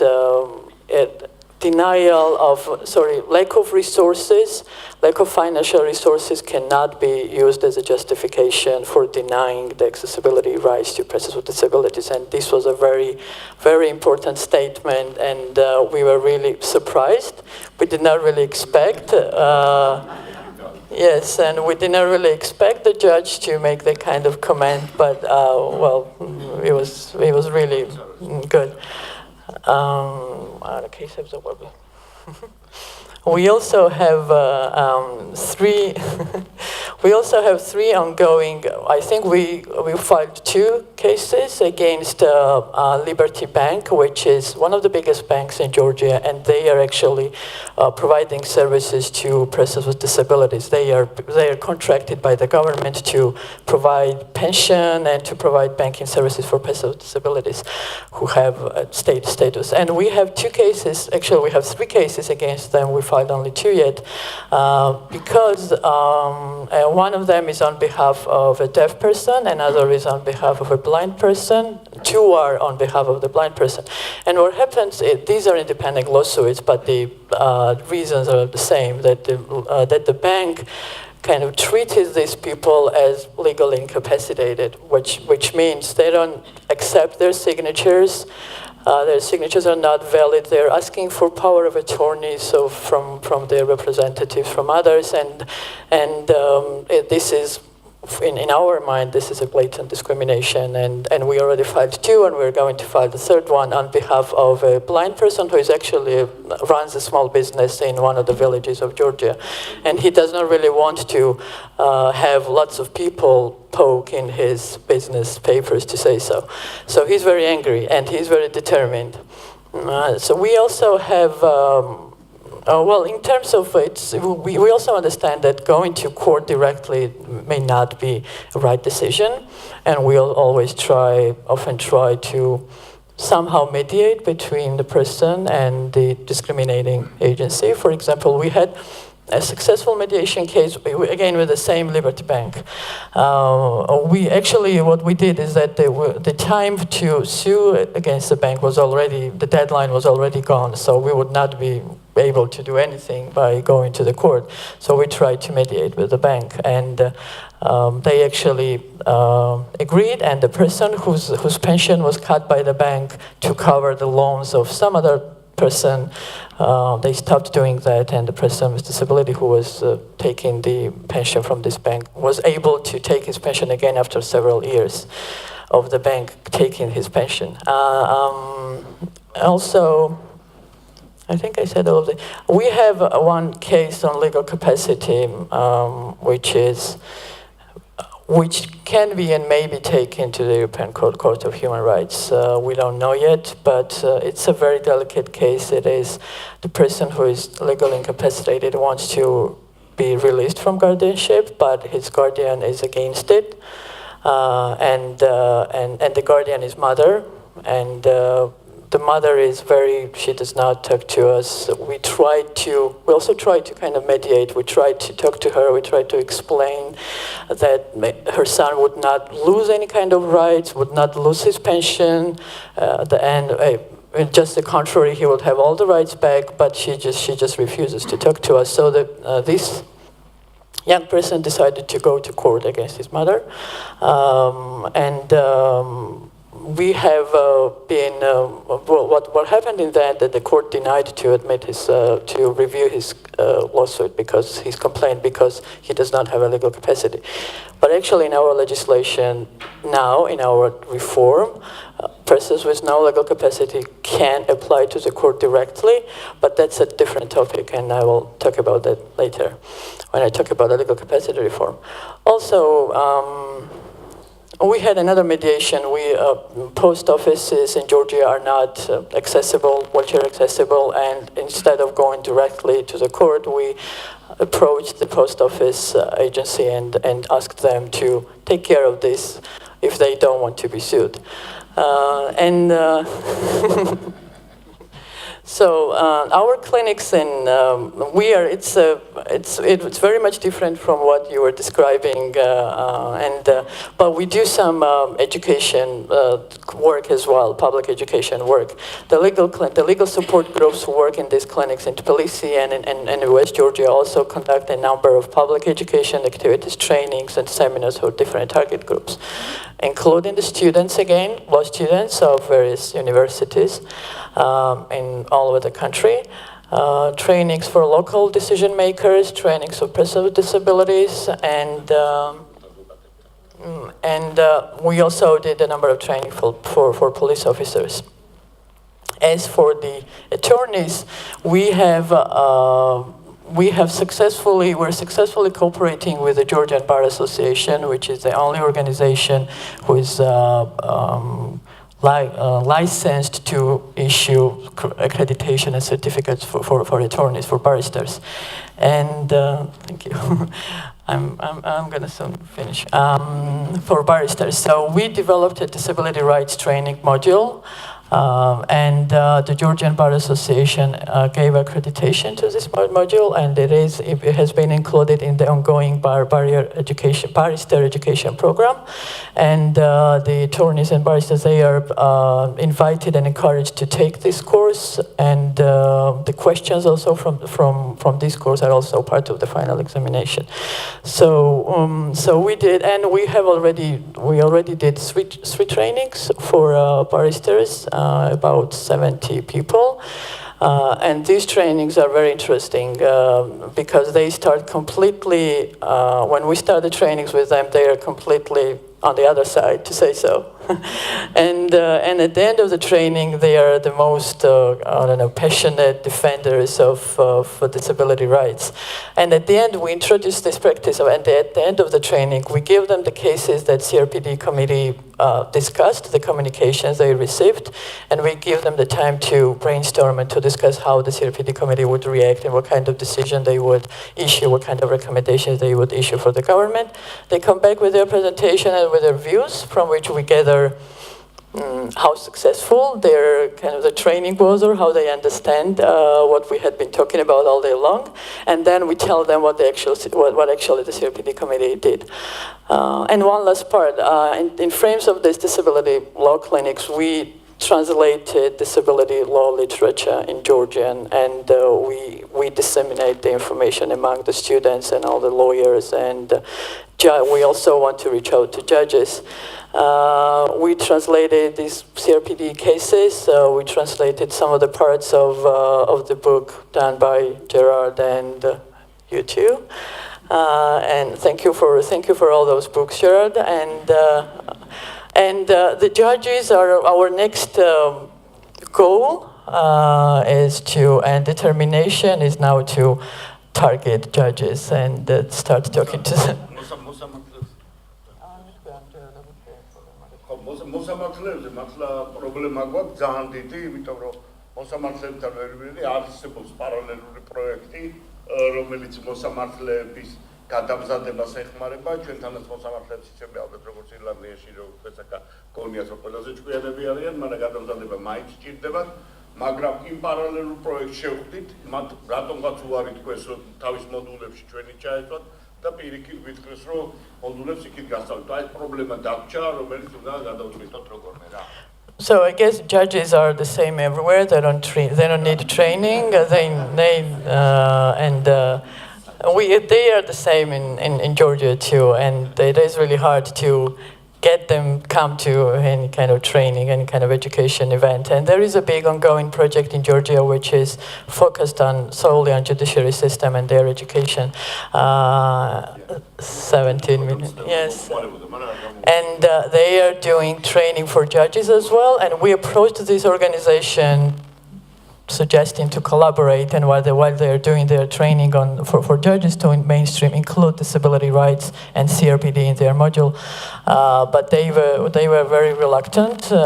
It is a big project, a big budget and 5 years, but they were still saying that we who are a very small organization with a small budget, we do the training for judges. We bring the judges from Europe and from the United States, and we do it, and they don't have time for that, and they don't have resources for that.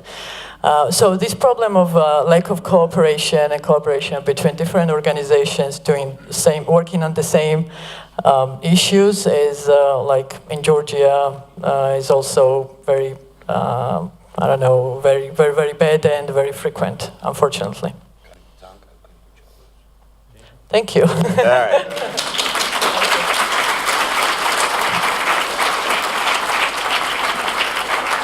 We have time for just a couple questions. I know Rosemary has a question over here.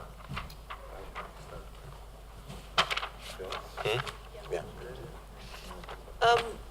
I suppose my question just needs a little bit of background. I'm chairperson of the Australian Centre for Disability Law, which is a little bit like the law clinics in reverse. So we are a community-based organisation it was part of a government initiative with the promulgation of our Disability Discrimination Act back in 1992. And what they did was they established specific disability community legal centres, and they're structured around community management.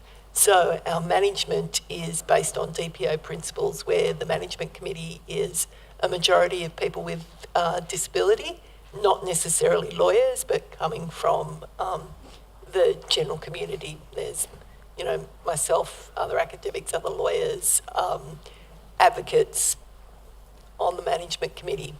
And the way that we work is that we have a charter to do free legal advice, so run cases, but also provide an advice process, and education and law reform.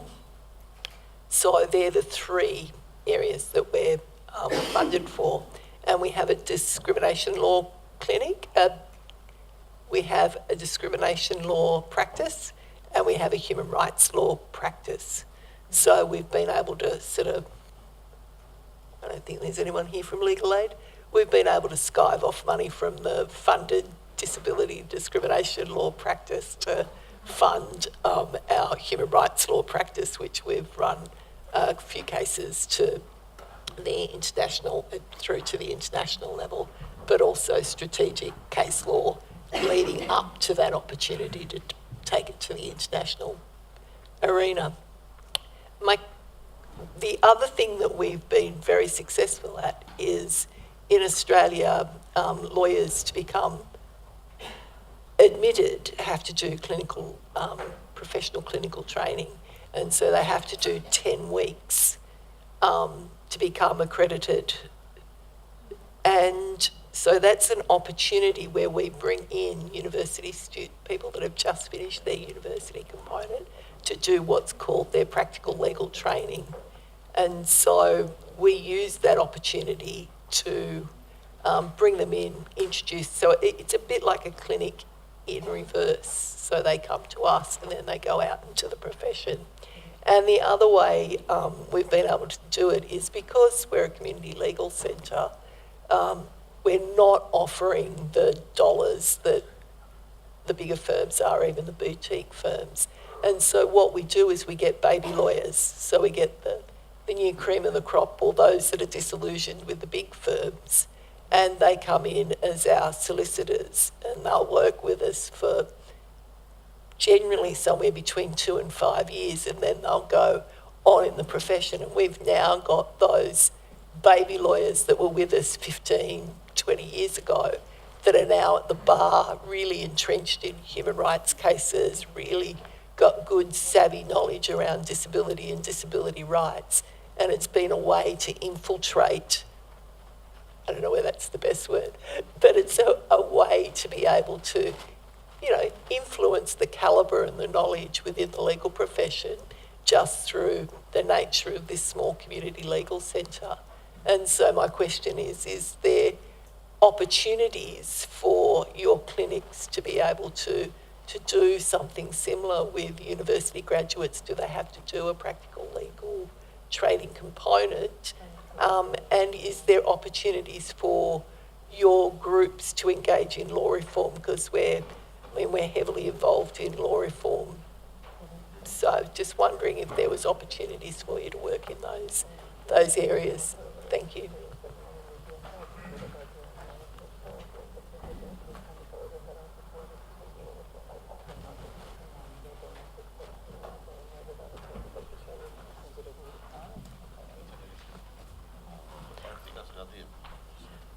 So in terms of law reform, first, we are our legal support groups and the lawyers are also involved. We're also involved in drafting the amendments of a number of legal acts and laws that we did in frames of the same project, similar project, and they were also sitting together with CRPD experts and lawyers and brainstorming solutions and contributing to that.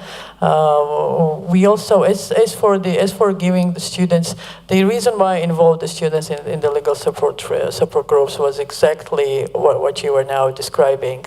It does not bear that kind of a formal nature, to say so. It's more of an opportunity for the students to practice and to understand disability rights, and then wherever they go, they may end up in private sector or a different sector, we don't know, but still they are already so much penetrated with disability rights and disability issues. They will keep practicing it, we hope. So it's very in those terms, it's very informal. But we're definitely determined to take it to a higher level.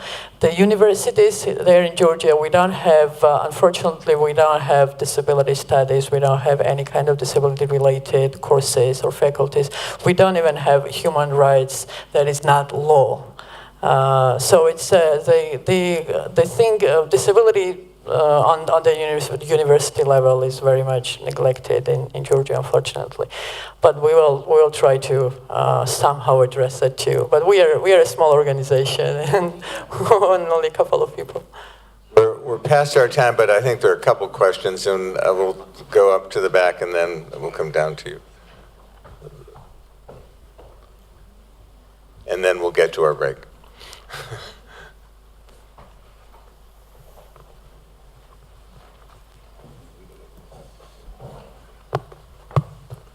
Thank you for excellent presentation.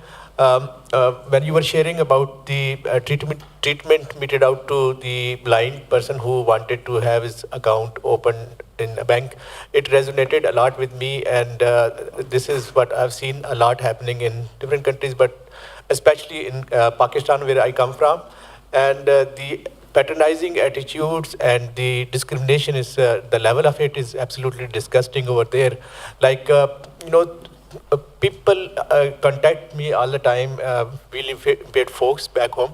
Each time they go to bank and, they would, no, you can't open the account if it has to be joint account, and then they would not provide the related services like, the debit card, credit card, and stuff like that. So, like I also happened to experience this kind of frustration 2006 when I went for a salary account change. They said that, we can't, okay, we opened the account, but we won't be giving you the debit card. And I said, why? And they said, if somebody, snatches it away from you, then what? We won't be responsible. And I said, you are not responsible anyway in case of anybody. So why are you making it a point in case of me? And this is what they do all the time. We organize, some of us, 25 blind people in front of the State Bank of Pakistan, which is a governing body of the banks. And they issued the directive, and even then they have this practice, like, sometimes they open, sometimes they don't. And I'm glad that you raised, and I'm glad you would like to pursue it as well. I was just wondering, part of my question is that, whether there are some international banking standards, and whether their specific needs of persons with visual impairments are reflected in those. If anybody could answer that, thank you. Thank you. I think you can answer that, Bruce. No. So because if there are any international bank, actually this bank, the Liberty Bank, were bringing their inner document, their description of their standards, which actually tells them to deny services to blind people. I don't know where their standards come from, but they say it's in their standards. I think there should be some international bank practice which describes how to provide services to people with visual impairments. If you have them, because I don't know. I'm not aware of any international banking standards. I can tell you that in the United States, a lot of our cases dealt with our own enforcement actions against banks, but we did it under just the general standards of the Americans with Disabilities Act, and they were the usual kind of practices you are talking about here, as well as we have in the United States a lot of practices where people have established trust funds for people with disabilities, and there has been actions against the bank because they're acting in a patronizing or taking over the decision-making power for people with disabilities. But I'm not aware of any international standards. Bruce, last question before our break. Actually, it's not a question, it's a comment. So I wanted to bring up the issue that this program, legal advocacy program you've been listening to in Georgia, is the result of several years of an attempt to get it funded, and there is a program by the United States government under the United States Agency for International Development. Every year there's a competition worldwide available to all countries and disability organizations to apply for funding for a disability NGO to make changes in their countries under the UN Convention. And this particular project was written maybe 5 years before it was funded and submitted, and there was many years it was waiting to be funded. Finally, the money came through, and it was started just a year and a half ago. And now you see what has happened in just less than a year of activity. And after the disability organization has received this money, and so the problem many disability NGOs and organizations have is a lack of access to funding, not a lack of knowledge of what to do, not a lack of how to do it if they get support and help, but a lack of money to do good work. And this is what happens when they actually can get the money. Thank you. I'd also like to draw attention, you can talk to Muna and Georgi over the breaks, but I'd also like to recognize the two lawyers who are doing the work. Would you both just stand up or at least wave so that people can come and ask you questions about the work that you're doing?